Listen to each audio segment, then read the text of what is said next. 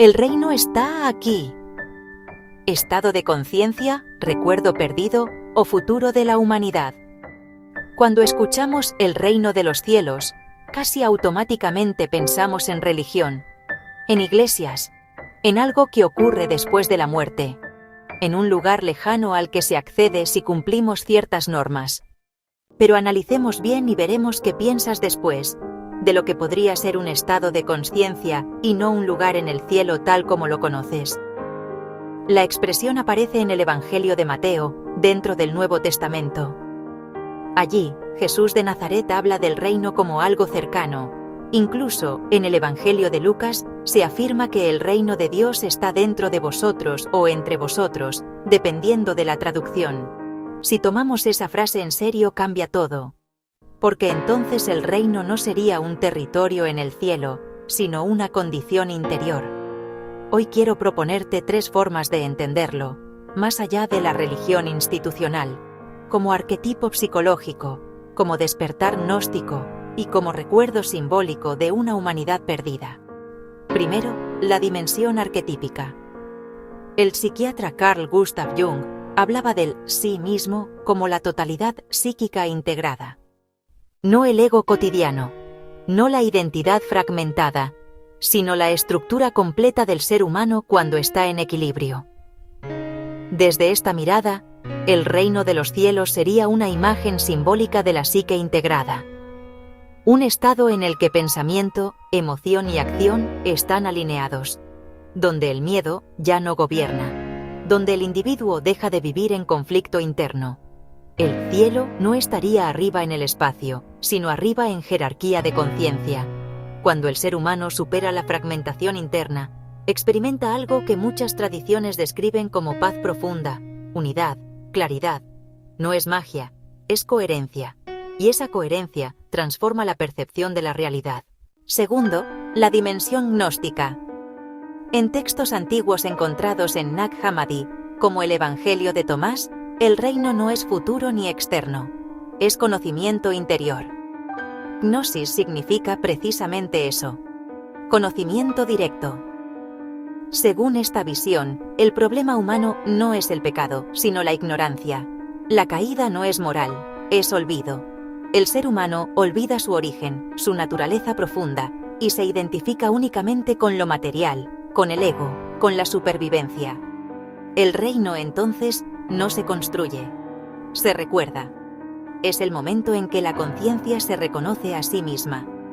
Cuando eso ocurre, cambia la manera en que se experimenta el mundo. La separación se vuelve menos sólida. El miedo pierde intensidad. La identidad rígida se suaviza. No desaparece la vida cotidiana, pero la forma de vivirla se transforma. Tercero, la dimensión de la civilización primordial. Casi todas las culturas hablan de una edad de oro, una humanidad anterior, más justa, más alineada con el orden natural. Esto aparece en relatos de Hesíodo y también en la historia de Atlántida narrada por Platón. Es importante decir algo con claridad. No existe evidencia histórica sólida de una civilización tecnológicamente superior desaparecida con poderes extraordinarios. No podemos afirmar eso como hecho. Pero sí podemos reconocer algo fascinante. La humanidad entera comparte el mito de un pasado mejor. ¿Y si ese pasado no fuera histórico, sino psicológico?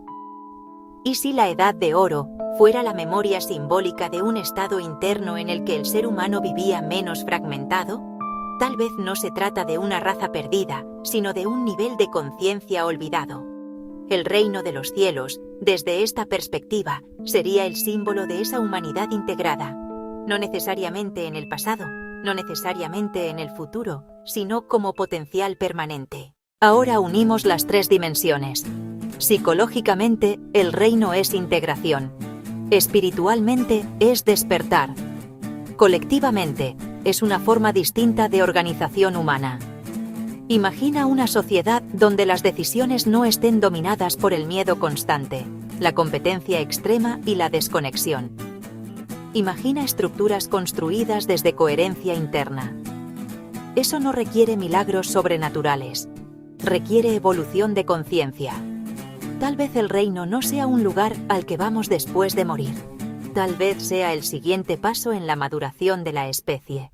No como fantasía escapista, no como negación del mundo, sino como transformación de la percepción y, por lo tanto, de la acción. Porque cuando cambia la conciencia, cambia la conducta.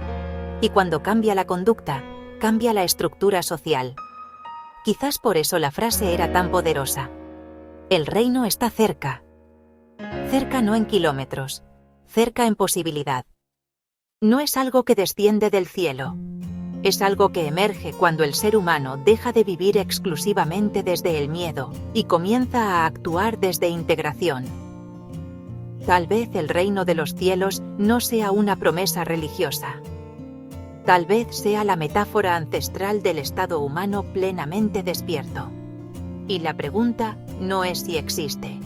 La pregunta es, ¿estamos dispuestos a convertirnos en el tipo de conciencia que lo hace visible? La verdad y la luz caminan juntas. Quienes buscan la verdad encuentran la luz. Mixel.